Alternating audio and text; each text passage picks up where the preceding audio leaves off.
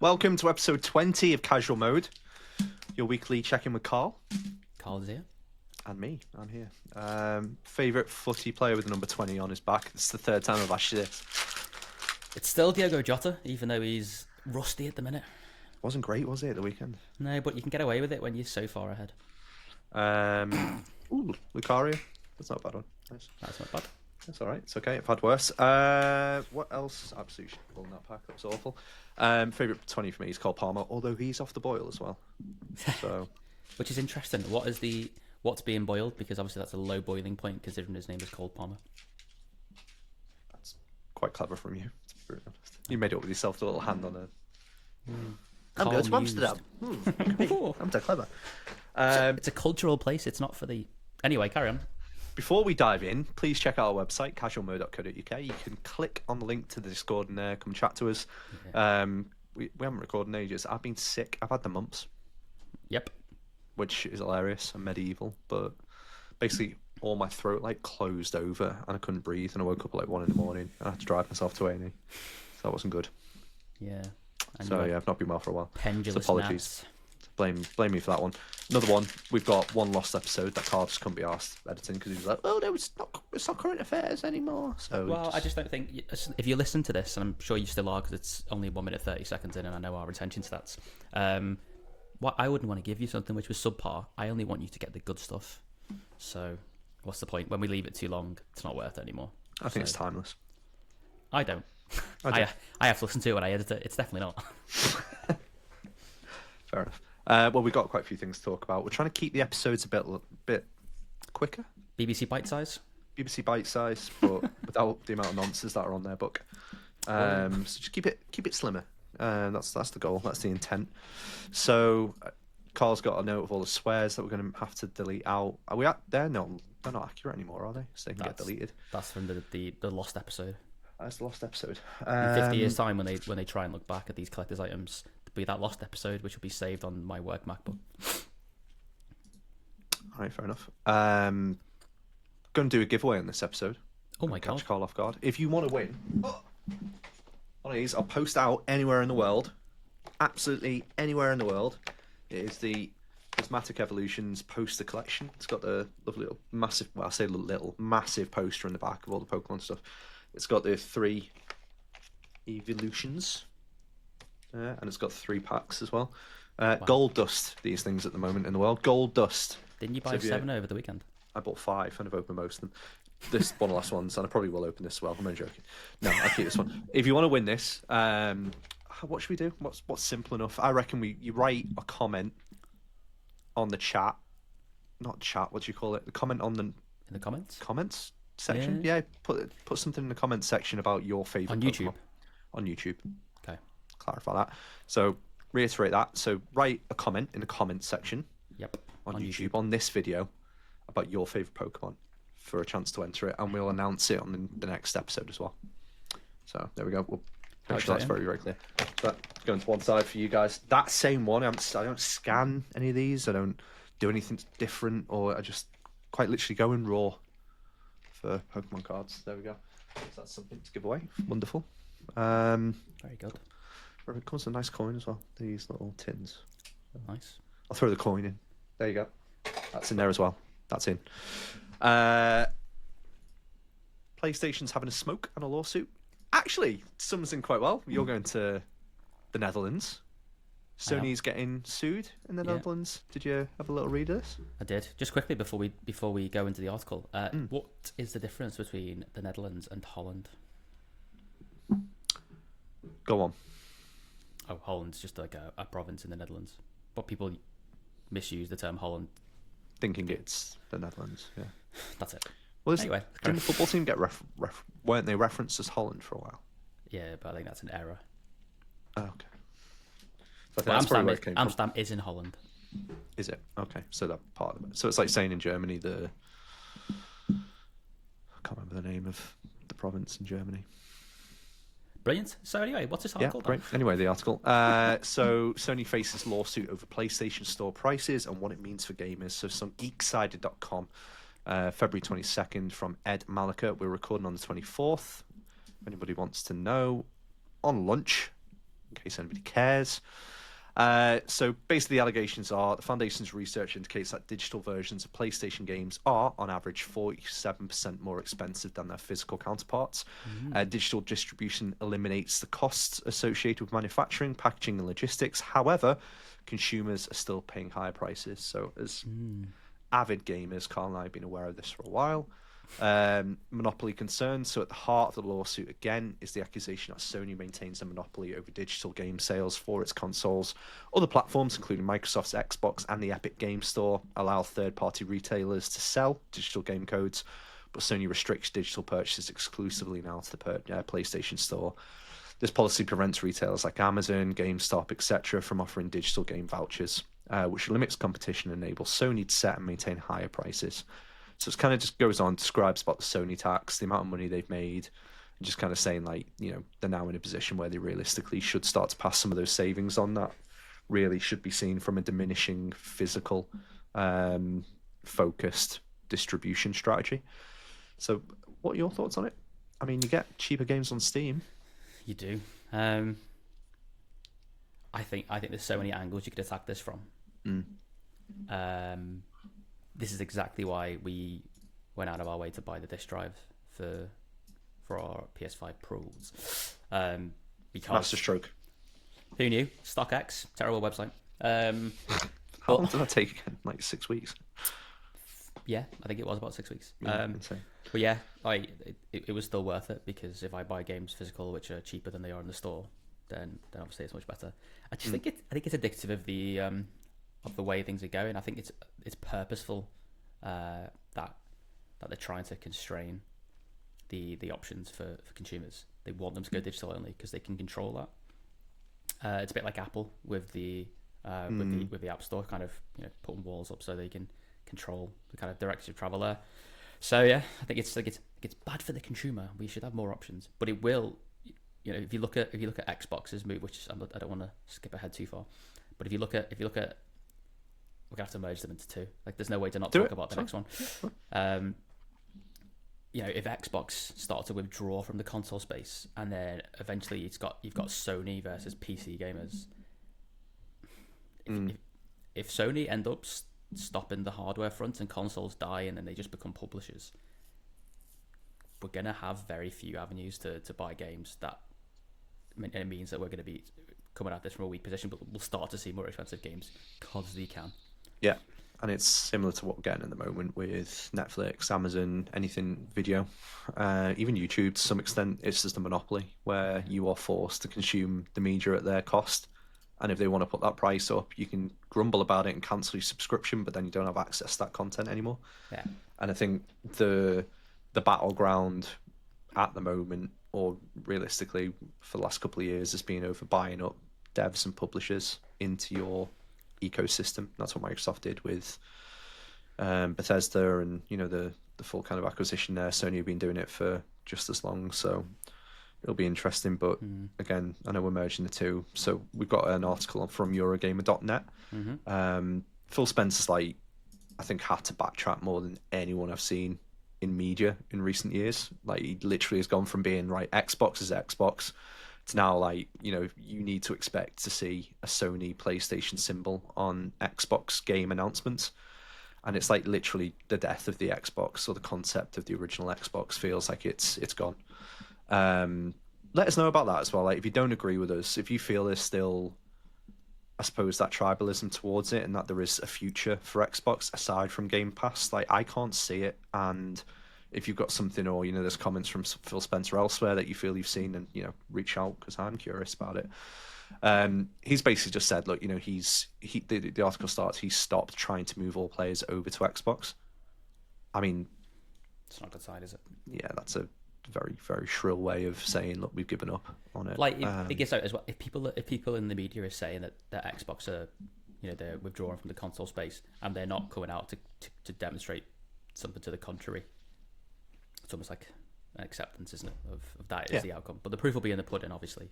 But yeah, we shall see. Speaking to the Xbox era podcast, this again on Eurogamer.net, this article, Spencer acknowledged that while selling games on competitive devices means Xbox only recoups about 70% of the sale, with 30% going to the competitor storefront. That 70% helps Xbox build great portfolios, which of course it was going to. But the whole point originally with the console wars and where these guys were was that they wanted the platform and they wanted you to come and buy their hardware. Yeah. And they made the Xbox Series X better than the original PlayStation.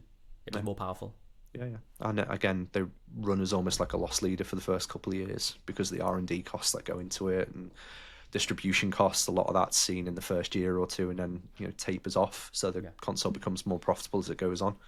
So for you to kind of say that at the point you're starting to make probably profit on that console is a bit silly, or feels a little bit mistimed. But again, what it's essentially saying is that, in fact, the direct quote: there are people, whether it's their libraries or on PlayStation and Nintendo, whether it's that they like the controller better, so it's the controller's fault. They just like the games that are there. And I don't want to then look at that and say, well, there's no way that we should be able to build a business there or fans of our franchises there. I'm not trying to move them all over to Xbox anymore. We're also invested in where our games are. Let's just allow more people to play. And yes, 70% that we make on games on other platforms is helpful to us being able to build great portfolios like we showed at Developer Direct. And I hope this will continue to show through the rest of the year. Yeah, I mean, it's interesting. I'm not really sure I like those comments if I was an Xbox fan, but again, back to my original point before, I think that days of the Xbox being a competitor to PlayStation are gone, and it really is just now the biggest publisher available on PlayStation overnight. So, I mean, it depends what you want, doesn't it? If you want competition in the console space for those unique experiences, then this is a bad thing. If you want to be able to buy one console and play any game that you want on it and not have to spend the amount of money that you have to for a PC, be able to play at the same levels, then it's probably a good thing for you. Do you agree? So just on those 2 points, and so obviously PlayStation getting the suit and then Xbox kind of backing out a little bit of, let's say, going toe-to-toe with PlayStation, Nintendo and hardware anymore. Do you agree that the suit's appropriate? Yeah. I think we need to find a way to discourage like price gouging. Like I don't understand why that digital product should cost more than the physical product. It should be it should be that the physical comes with the premium. Yeah, like obviously it makes like the days where you couldn't get a hold of a game on release day because they hadn't produced enough of it. Like digital fixes that problem. Yeah. Like digital should be the common sense approach to buying games in 2025. But issues like this mean that actually, as a consumer, I don't really want to put more trust in it. Same when you see the articles about Steam where they've had to clarify and say, actually, you are just kind of buying a license. You don't own the game. You're kind of licensing it from us. Yeah. I understand why they've got to do it, but I just think it sends the wrong message. Like if I'm paying, what is it, 70 quid for a game, I should own it. Yeah, I agree. I think like game costs going up, I've always been okay with because it's like everything at the moment. Prices increase, cost of resource increases, salaries, that kind of stuff. Not always. Not always, but like majority of the time it has to, like for people to be able to get paid a living wage. Yeah, that as well. It's appraisal season, so there's those kind of things you look at and go, well, it makes sense for the cost of a game to go up. I think I agree with all your points on like physical games. I think I like the indie approach. It's kind of physical, where you get an indie game, and if it warrants it and there's enough appetite for it, someone like Limited Run will pick it up and go, well, you can buy this indie game. Like, I don't know, I'm trying to think of like Undertale as an example. You can buy that game for £6, £5, something on Steam, if not less, through a Steam sale. But if you want to go and buy that physically, it's a limited run, hence Limited Run picking it up, or one of the others, I can't remember which one it is. And you go and pay 20, 30 quid for that. You're paying the premium for the actual hard copy for having that on your shelf. That's realistically what you're doing as a hobbyist. So that makes sense. Whereas I think if it's something over the digital side, there's nothing you can sell me on the digital side to say you should get a premium edition. What about horse armor? Nothing at all. No aesthetic, no pay to win. Nothing ever makes me want to go and pick up a premium edition. But if you throw a steelbook into something or a bit of tat, that I actually like the idea of. Like most Nintendo stuff is always usually quite good. that will make sense to go and pay 60 quid for that rather than the 60 quid on the digital store. So, but it's going to be interesting. I think the next like 3 years are going to be pivotal because realistically, we should start to see the next generation of console come out in like probably 3 years' time, 4 years, or at least be spoken about and really, kind of shown in the next 2-3 years. So at that point, if we don't see anything from Xbox, even though there's murmurs of a handheld and other consoles that are being built on, but if we don't see anything long term from Xbox, we've just got to assume that they're going to be the Game Pass guys. And then similarly with PlayStation, if they don't start softening their product, it's probably going to actually push people like Xbox away from selling some of the games on their storefront because the margin's just too high, similar to what you said with Apple. Interesting.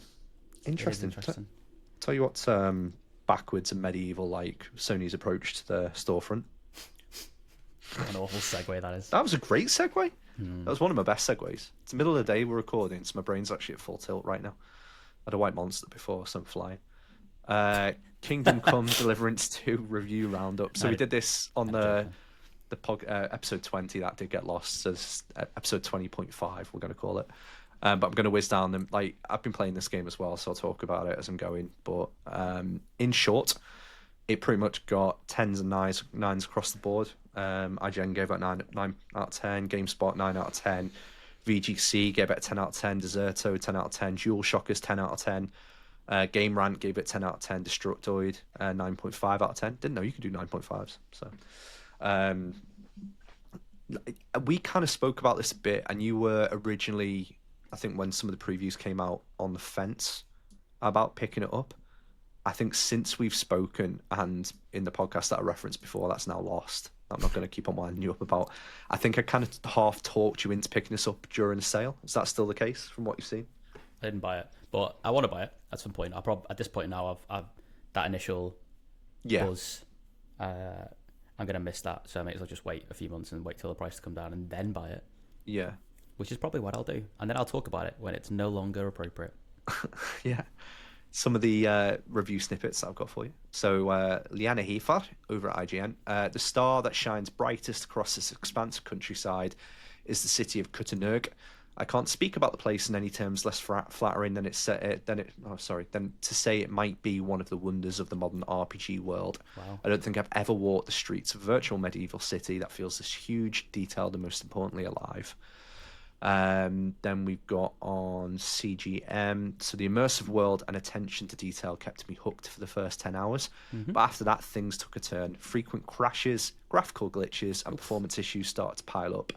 Early on, there were a few minor issues, but nothing that ruined the experience. However, when crashes started costing me up to an hour of progress at a time, and characters became permanently broken. One of them had a neck that was separated by a solid black line. It became harder to overlook that, especially with them being key characters. So in short, this game seems to be absolutely brilliant. Now, I played the first 3 to 4 hours of it now. So basically like the entry, kind of like intro prologue. Like the story in it is absolutely fantastic. And I think the gripping part is how well written a lot of the characters are, and the dialogue isn't. Like, I'm skipping some of it because some of it's just benign and kind of like about tasks a little bit further into it. But the first like hour of content that you get is as good as like a film or a television show, and it builds the back catalogue of people really well.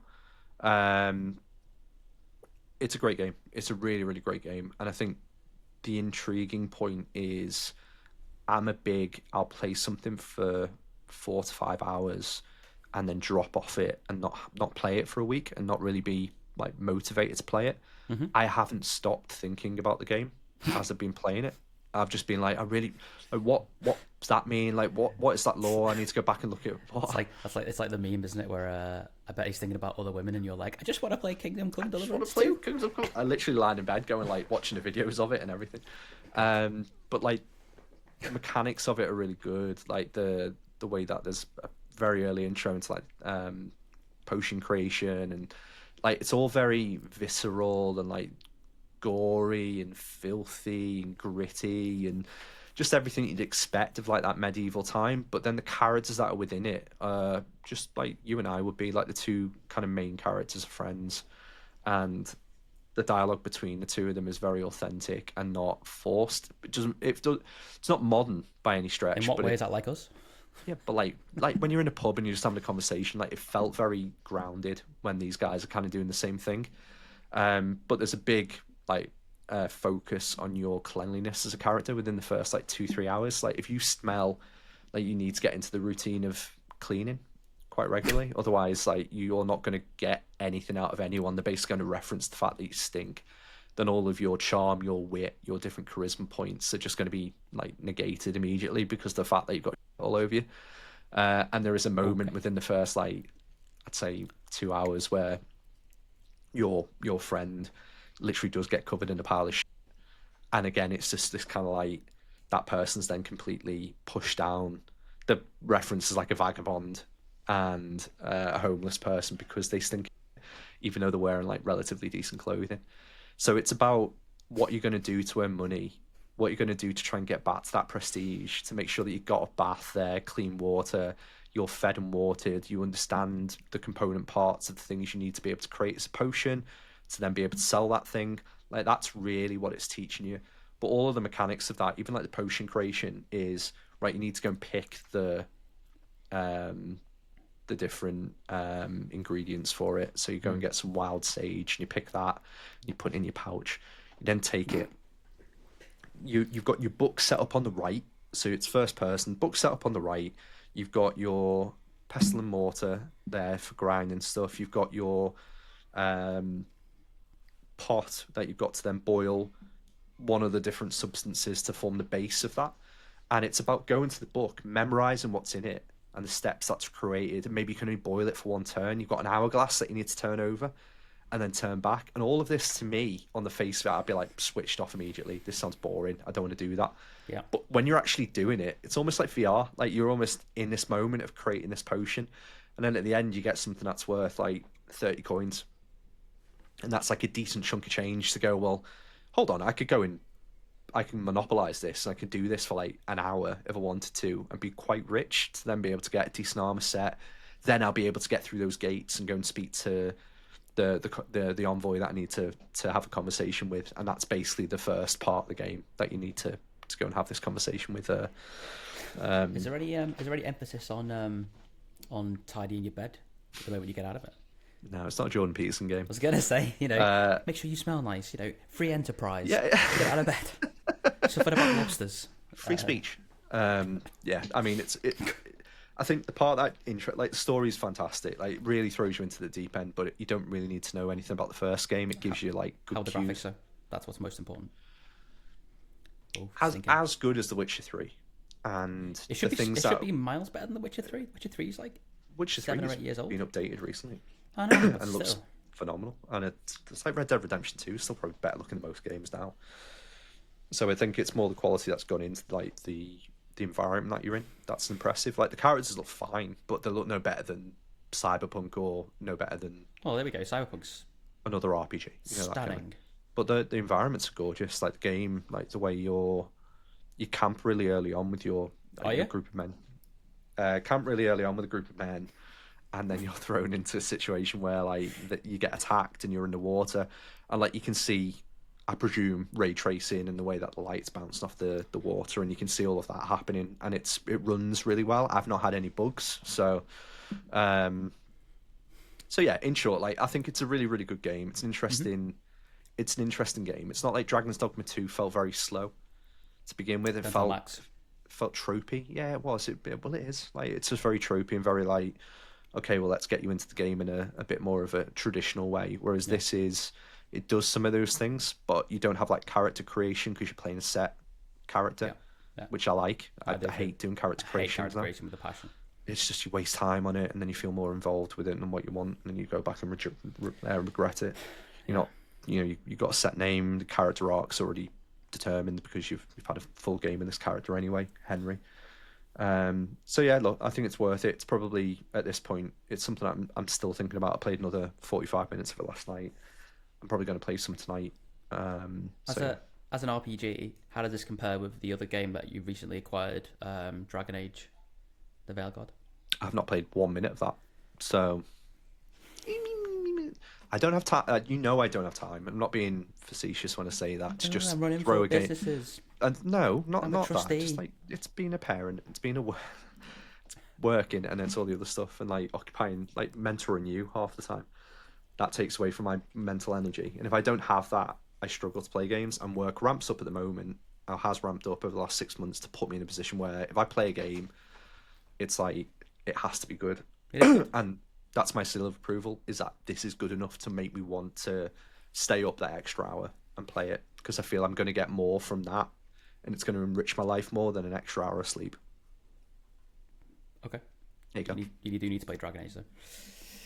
I will, but again, I'm only looking at reviews and going, why do I want to go and play that when this is getting better reviews and seems to be a better version of an RPG than that is? I don't want to waste my time. Because it got review bombed because people. No, I focused don't on doubt one that. aspect. And again, it's still, even from people that didn't review bomb it, it still hasn't aggregated better reviews from critics than what. And critics tend to be very left leaning, so they're going to be very positive about the game and the things that it does. The game. Just because you finished it and you want to talk about it. What have you been playing? I've been playing Elder Scrolls Oblivion. Ooh, that's interesting. So that brand new game, Elder Scrolls Oblivion, what's made you jump into it? Because I don't remember playing it the first time around all that much, and I want to play it again, and possibly the Sky Oblivion work as that gets closer and closer to completion. I'd like to play the original to some a couple get a bit more of a context of what happened back then, because I can barely remember. So that when I play Sky Oblivion with the nice graphics, I appreciate it more. Never been tempted to jump into the online Elder Scrolls. Elder Scrolls Online, I did play it for a bit. I think every game is similar to that. I just compare to Guild Wars or World of Warcraft and just go, nah, it's not as good. What's the point? Yeah. No, me and Pete played old Guild Wars. I get about a year or so ago, and it's such a good game. The mechanics in that game, they nailed it, and it's such a shame that it's old. That's the reason why people haven't really dropped off Warhammer, and I think when it was the demaster or whatever it was, where it was the original kind of base game got re-released or whatever. You mean WoW? Yeah. WoW Classic. Yeah, that was it. I was watching a video the other week where like people go for like MMO RPGs and trying to work out which one was the most popular. I think the most popular was WoW Retail. Second was RuneScape. And third was WoW Classic. I think Guild Wars 2 was like fourth, which is pretty interesting. Guild Wars 2, I thought it was a bit crap. I think it tried to pander to the Chinese market too much. I played both of them, and I think to completion on both, I just can't remember them very well. I remember like the opening areas really, really well. But Pete was like all in on those games, and I don't doubt his builds were ridiculous. Deep. Yes, balls deep. So Oblivion then, so that's the one where you start in the you are the dungeon. one from my dreams. Yeah, you're in prison. And there's skeletons and stuff downstairs, isn't there? Yeah. That opening. Yeah, good game. Interesting. Anything else? No, not really. I've been playing that a little bit. Been on the handhelds. Not played a lot of my vintage consoles. They sat there looking dustier and dustier. But that's okay, because I've got them and I can always play them. That's it. That's what they're there for. Just so you know. You've got an emulator that can play all of it, a Steam Deck that can play all of it, and then you've got pretty much every other console to play whatever you want on. Yeah, exactly. I was looking on Vinted the other day, and Game Gear came up. I was like, I recommended for you, and I was like, ooh, Game Gear. That's not something I've ever owned. And I was looking at the games you could buy for it, and I was like, ooh, but like, it would be like 150 quid to get the console. I'm like, I don't need it. Don't do it. Well, my retro console that I've got that I finally decided to use, I bought a game for. So I bought Pokemon Ultra Sun. So I was kind of going through all of the 3DS games, DS games, thinking, well, what ones haven't I played? That kind of aggregate the highest upper best of kind of list. And Ultra Sun was the top one by far, I think, for most of the Pokemon games. So I booted up I think it's a new 2DS XL. Is that the right way? The right term? Yeah, so that one. Got the colourful buttons. Yes. Yeah, so booted that up. Been playing. I bought that from CX, that game, for 40 quid. Okay. It was on eBay for about the same, so I thought, I'll cover myself at least with a warranty if something breaks. So but I'm maybe like 4 hours, 5 hours into that. It is a Pokemon game. Like, it's really interesting. Yeah, it's got all the Pokemon in it. Went with which one was the starter? The cat. Okay. The fire cat. I never remember. It's fire. If it's not fire, no one basically. Yeah, one of those people. Yeah, one of them. But it's good. Like, it's nice playing a game with like decent graphics, but not being on the Switch as well. Because I didn't mind Sword and Shield; they were fine. But from recommendations, what people said, like they were like, yeah, Sword and Shield doesn't really build on those kind of DS game or 3DS games, so it's probably worthwhile going back to, which is obviously what I'm doing now. So yeah, that's been good. Also bought an emulator, a new one, handheld. Nice that. Yeah, it's nice. So this one is the RG40XXV. So my other one, I'll have to remind me which one I sent back. What was it called? 36 X RG or something like that. Yeah, so the UI is pretty much identical, but it's got this like RGB button. You can change the RGB on it as well, can't you? You can, so you can do that if you want to. I think what I've kind of concluded with is an emulator is great if you want to go and play something that's good on a screen of that size. So like playing a DS game is pointless because it just comes up with a version of it. Yeah, like the 2-on-2, which I just don't like. But if you want to play like an N64 game, GameCube, which I don't think it'll power GameCubes, but if you want to play games like that, then it makes sense to have that. But really for that, I just wanted it to be a GB machine and just to play the things on the Game Boy Advance. That thing is that what you've got over, and I've got mine to hand, so I'll get mine out as well. What you can do that I can't is N64. Obviously, tick. There's mine. Yay! Oh, it's very dark. N64 and Dreamcast. Yeah. Because like games like Jet Set Radio Future. Was Future the one that I had on Xbox? Was it just Jet Set Radio on the Dreamcast? Jet Set Radio on the Dreamcast, yeah. So I can play it with the D-pad, but in reality, it's yeah. It's not. Well, it's only you that's saying, do you not want an analog? And I was like, you know what? Actually, I might as well do it because there's a couple of PlayStation 1 games. But I've downloaded all the Final Fantasies, put them all on it. So pretty much all of the 1 through to 10 should run pretty well. That's nice. Yeah. So I'm pretty happy with that because again, just having it there and being able to take it away with work, I think is probably the goal that I've got. That's what's great about it. That's no brainer. Like if you really want dual analog sticks, you just take your Steam Deck. Again, yeah. And then if I want to play something on 3DS, I've got the 2DS thing there, so why don't I just buy the game for that thing? Yeah. It's a bit annoying. And I have already. How much was the Amberneck? 40 something. I mean, the thing is, like, if you lose that, you just like whatever.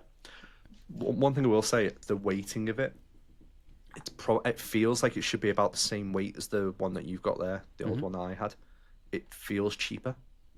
Do you know what I mean? Like, the sense of like the balance of the weight in it makes it feel cheaper because it's a bit bigger. It just feels like it's still got the same weight, but the screen's larger, and it just doesn't persist with that same premium feel as like the last one did. Which again, as long as the screen works. Well, yeah, as long as there's not a massive line through it. But for 40 odd quid or whatever it was, it's still fantastic. So I'm pretty happy with that. And the buttons feel nice, which I was worried about. I hate handhelds where the buttons are cheap and nasty, but buttons. Yeah, it's got a nice sponge to it. So again, the baby's still in our room, and I don't want to have anything there that's going when I'm playing games like when the baby's asleep. So yeah, there you go. Nice. So I've talked about Kingdom Deliverance 2, I've talked about Pokemon, new emulator. Football Manager 25 got cancelled. We have obviously already spoken about this, but have we? I don't remember. Kind of short memory like a goldfish. Penis like a goldfish as well. I had to carry on. I don't even know if they happen. Neither do I, but I'm not going to think about it because I'm not a weirdo like you. You've already forgotten about it. Forgot about what? Sorry. So yeah, Football Manager, Football Manager 25 Steve was McLaren. cancelled. Yeah, football. Hey, Carl's gone to Amsterdam. Yeah, with his friend. He's on the chauffeur. So yeah, Football Manager 25 cancelled. So again, in essence, what's happened is they set themselves quite a a tough goal to re-platform this onto a new engine, and we spoke to the guy, didn't we, at the We EGX? did, Miles. Yeah, Miles, not last year, Good year night, lads. before. Hello, lads. Um, and he kind of, Yeah, Bank. he was just like insinuated that everything should be relatively straightforward, and he was very positive over it. I think they've just bitten off more than they could chew to try and get that game out before the season on the expected date that they do every year. Yeah. They said, look, we're going to postpone it for a couple of months. They put a lot into it, and they've just turned around and gone, we're scrapping 25, and the effort we're now putting together is for 26, which Yeah. sounds like completely reasonable. And Yeah. it doesn't Honourable. seem, yeah, doesn't seem like they could have just put something out mid-season, and then And people would have bought it. yeah, And they'd have bought the next one. I don't know why I went a yeah. bit broad there. Imagine EA did that and didn't put out a crap FIFA version, I mean, which they should have this year. that's kind of what the Assassin's Creed, like Ubisoft, did, where they were going, you know what, we are pumping out a game a year at this rate, and we're not really iterating in a way that we're liking, Yeah. the games to go. So they started doing it, I think, every 2 or 3 years, and alternating some of the studios to kind of work on separate parts of it as well. It's not quite worked. It's still not jumping ahead of where I'd expect it to be, Assassin's Creed, but yeah, hopefully with Footy Manager they've learned a lesson. I think so. Change is tough, isn't it? And it's when you make those kind of big promises, and also it's a massive community-based game. So like if you go on their forums, people obviously love the game. It's massive in the football world. Like professional players constantly getting like photographed playing it on the private jets. Yeah. I think they've taken the honourable route, and I think it's the right thing to do. I think it's refreshing, and I think they didn't really have much of a choice because I think they'd have been lambasted. And if, let's say, for example, the pro footballers who play it, like Griezmann, whatever, then start on it in public. Oh, I'm gonna have to edit that. Then it would, it'd probably take a more of a hit than now. Because I think people would they'll probably give away stuff for free on 26, and as like a soz for you missing it last year. They can though. I think that's the thing. It's like I was thinking about it then from a business perspective. They've got a closed market. Sure. There's no real competitor to Footy Manager. Like FIFA tried, I think, to do the manager route once and didn't really, well, like everything FIFA, like lack of effort and didn't really nail it. So yeah, but it'd be good to sit back, and I think the delay, actually, to your point, it's probably going to make me want to play it because I missed 24, I didn't play it, so I think I'll probably get into it. I didn't think you'd like football. I think I'd expect it takes too much time up. I didn't think you'd enjoy it. If I'm into it, I'm into it. Thanks for that, Dan. Yeah.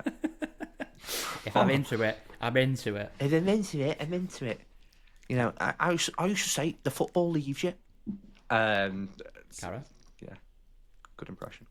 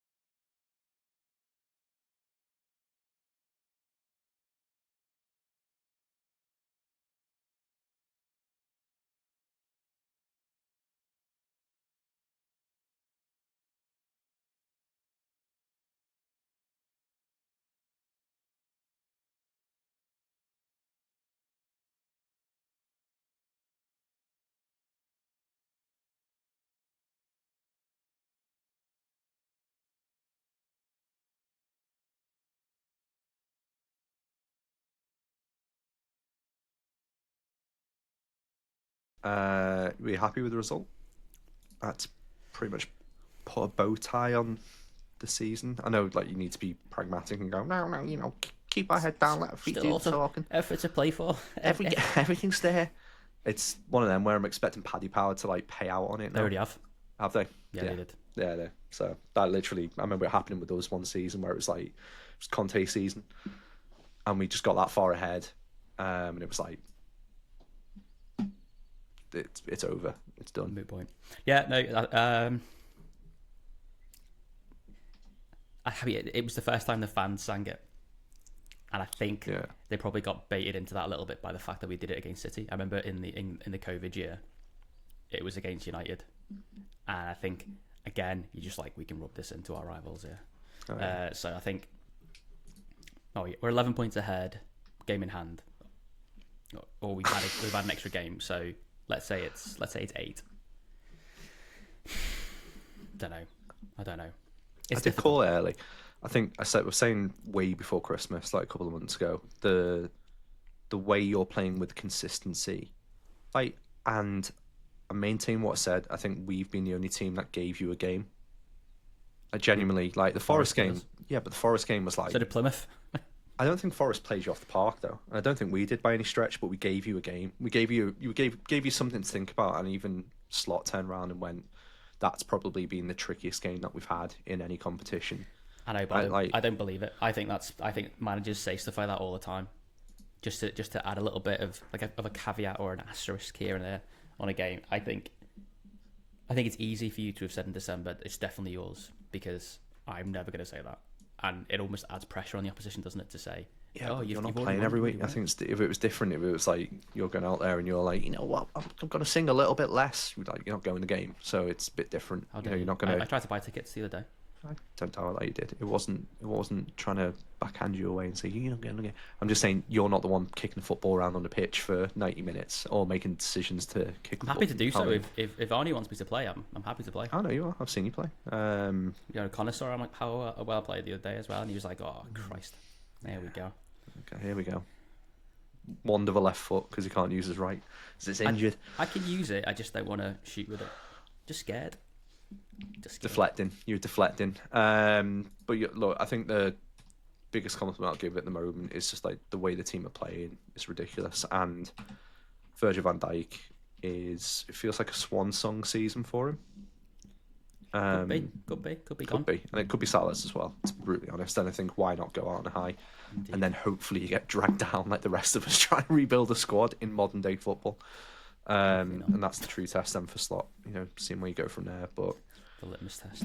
Yeah, it's nice to see the City celebrate. That's all I'd say. And if Liverpool win it, and then you've got Everton that stay up and they get into their new stadium, that's a positive City.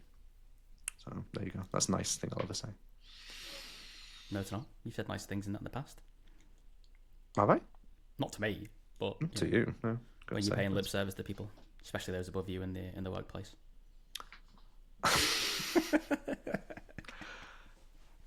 I haven't bothered with any deals this week. Have you seen anything? Yeah, I found a Kingdom Come Deliverance one. Oh yeah, okay. 41 quid. That's pretty good. That's less than what I paid for it.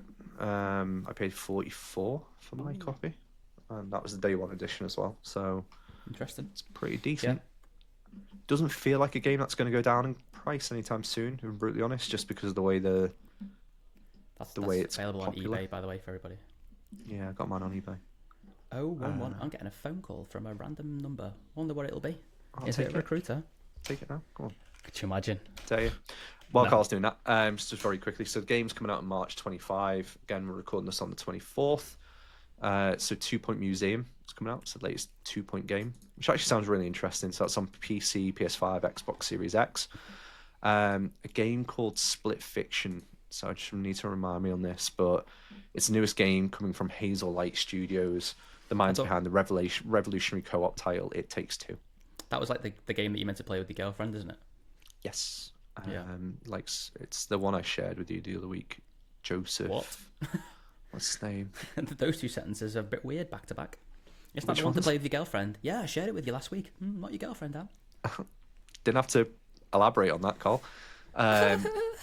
You've been banned. Colding. What's the chair for in the corner of every hotel? Why is it worn on the arms? Only the left side. Only the left side. Could be the right. Ambidextrous. You never know. Could be both. Could be both. So anyway, if it's Joseph Fares, I think is the studio head, and he's like a very eccentric guy, very, very likable guy. And obviously, It Takes Two won the Game of the Year last year or the year before, I can't remember. But so yeah, it's definitely worth a look at that.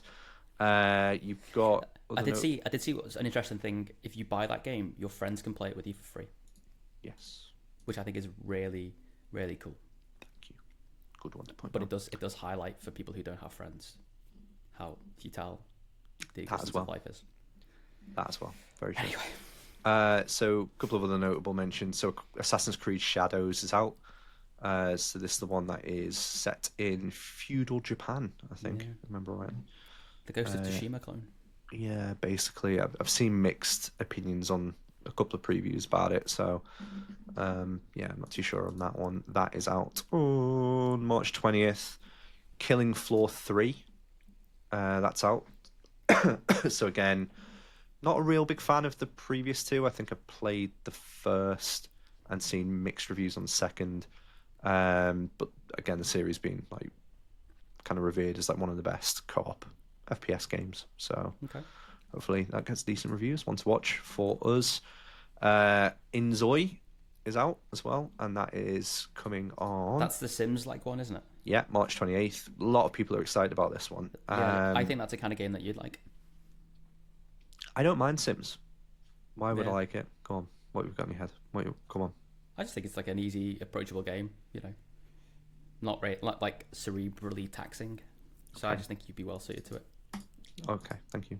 You do remember I have completed Elden Ring, and you can't even get away from the first bloody. That doesn't require a big brain for the footballers. Are amazing at reactions. Doesn't make them intelligent, does it? Fair point. So Inzoi is from developer Krafton, and it's a new life simulation game during early access in March 25. And these characters are called Zois, hence why it's called Inzoi. So it's in Unreal 5. Looks pretty good. The graphics look amazing, to be honest. Look fantastic compared to The Sims, but a little bit uncanny as well. So I don't know how I feel about actually having a character in that are then trapped in a swimming pool. Whether or not that's something you can still do. So, but yeah. Or you put them in the shower, get them to have the shower, then move the shower. Do you know that glitch That in one, The Sims? yeah, that was not good. Other notable mentions, so Xenoblade Chronicles X Definitive Edition is on the Nintendo Switch March 20th. A lot of people love that game. Atomfall, that's on PS5, PS4, Xbox Series X, Xbox One, and PC. WWE 2K25 is on PS4 and PS5. PS4 games for stupid. 2025. So yeah, that's it. Pretty good. A few good Superb. games there. A few Superb. good games. You've overrun again. Only by like 3 minutes. Actually, we won't have overrun by the time this gets chopped down. Chopped down because of the stuff we discussed that we don't want to share. Anything else you want to talk about? Absolutely not. No? Have you seen any decent graphic cards that you're willing to jump at yet? You're still waiting? I did see that the 9070 XT was performing very well in some leaks. Okay. And I saw a lot of talk on the Radeon subreddit for the AMD fanboys. They were talking about pricing, and apparently AMD reached out to some friendly reviewers to say, what do you think we should be charging people for this? And one in particular was like, this is your chance. NVIDIA have been very arrogant in their pricing and in their product offerings. You can undercut them. But people are also saying that that may be why NVIDIA is being quite slow on the lower to mid tier to release those cards, because actually they're waiting to see what AMD price theirs at so they can go, screw you. Yeah, same price. Interesting. Yeah, interesting. No matter what, though, it's proof that competition is good. Yeah, it is. And I think it's to the point where we're making it at the start of the podcast, full circle. If you've got a competitive landscape and you've now got AMD coming back to the forefront of actually creating stuff that's worthwhile and worth the cost that you want to pay for it, then great, push an NVIDIA more. Exactly. That's it. All right. Well, if you like what we do, just keep coming back. That's all we can ask for at this point, isn't it? Like, not exactly the most consistent, but we're still going to be. So recording this on Monday. I think we're going to get mumps. I do have mumps, and then we did have a while of different issues as well. But go figure. Not us personally, although we fall out every week, don't we? What? Exactly. So if you like what we do, please come over to casualmode.co.uk, join the Discord, give us a thumbs up on the old YouTube, subscribe, like, whatever it is that you can do. Again, just to remind you, we have got a prismatic poster collection giveaway. Can I enter that? Oh, sorry. Can I enter that? Yeah, if you want, write your favourite Pokemon in the comments, and then Sick. we'll see how that works. Sick. And then let's send that to anywhere in the world. Absolutely fine. Anywhere. Timbuktu, Leeds, Ghana, Swindon, anywhere, absolutely anywhere where you are. We'll make it easy for you. So yeah, fine. Bye, Carl. Goodbye, Daniel. Bye.